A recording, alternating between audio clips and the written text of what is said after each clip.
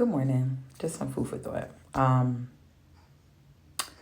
was thinking today about this guy that I used to date and how he would always ask me, "What do I do when people make me upset?" And I would say, I usually distance myself from them.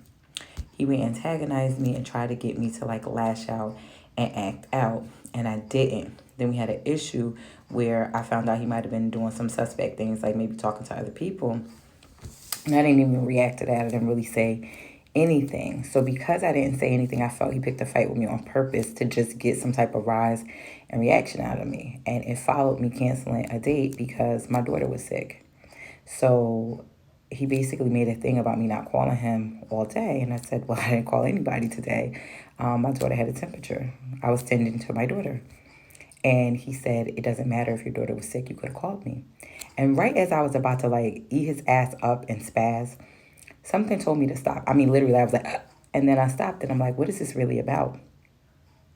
Because then I remembered, oh, he wants a reaction out of me because I didn't say anything about his possible indiscretion.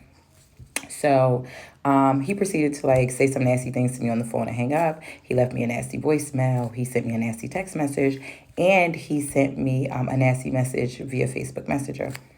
I didn't answer any of them. I didn't read any of them. But one part of the transcribed voicemail, as you know, I was going to delete it. I saw him say like some nasty things about me that was supposed to like humiliate and embarrass me, but they didn't. And once I got settled, um, I just said thank you for showing me who you are, and that was it. A couple months later, he reached out to me and he wanted, me, if I could be calm, he would give me his new number and I could call him and we could talk about how things ended. Never reached out. And I only saw that because he sent me another message via Facebook and I read it through my notifications. I showed him who I was. I showed him that I said I don't lash out, I don't act out. That part of my life is over. I'm about to be 45 years old. That's something I did when I was in my 20s. And I said all of that to say this. First and foremost, I don't allow people to embarrass me. I don't allow people to humiliate me. And I don't allow people to use nasty, venomous words to try to humble me. Especially people who can't control themselves, who can't control their temper, who can't control their behavior, or who choose not to. I want you all to start thinking about why people are gaslighting you and trying to provoke you. Why would this man that I'm dating want a negative reaction out of me for me to disprove what I'm saying? You know why? Because a lot of us are dating and reacting to our unhealed trauma, whether it's a trauma bond or not. Because I was obviously in a more healed place than him. I still had some work to go because I should have never picked him. Find a happy space. Find a happy place. Find the people who love you, who resonate with your soul and your purpose. Find people who do not poke the bear. Now, back in the day, and I made a video about this, I used to be very venomous with my words. They would always be true, they would always be harmful, and they would always be hurtful.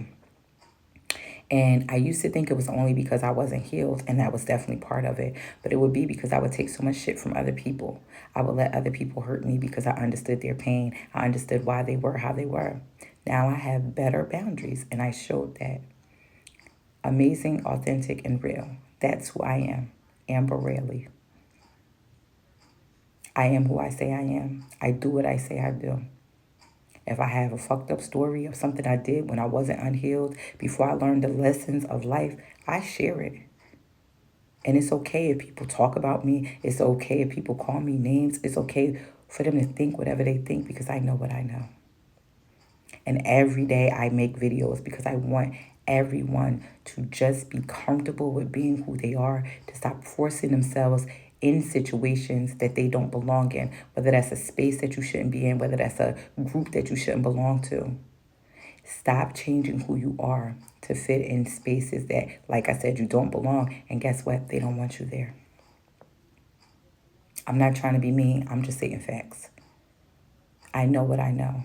Think about why people try to silence you. Think about why people try to tarnish your image and defame you. Why do people tell others horrible things about you that are not true? Because you are a powerful person.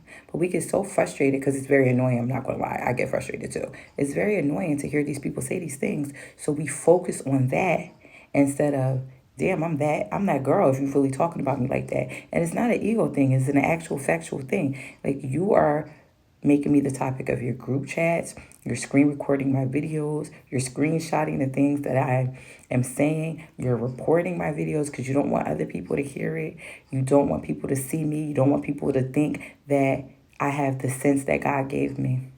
I always say God put me here to be a healer. This is how I heal.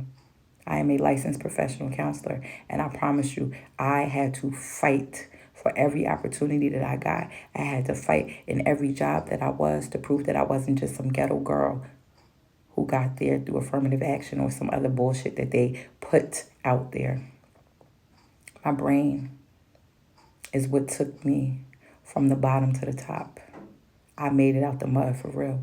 And my only job here is to help other people do that.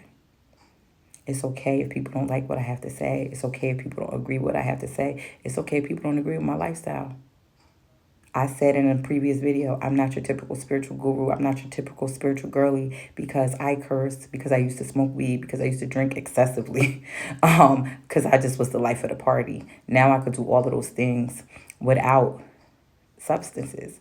I don't need to numb myself. I don't need to run away from life. I don't need to escape because I healed through the power that God gave me. And it's okay if you don't believe in God. I say this in every video that I talk about God. Believe in something. Believe in you. Believe in the universe. Believe in your ancestors. That's the blood that you came from. People did not sacrifice for you to be a mediocre ass motherfucker. For you to let life beat your ass so bad that you don't recognize your strength. Stop letting people who are jealous of you tell you who you are and stop you. Take you off your path and make you forget your purpose. Be amazing today. Make good choices. You can learn how to be your own hero. You can save yourself at any moment you want to. You can turn your life around and you can go from the bottom to the top. I'm living proof of it. And every day I'm going to show you that. Take care.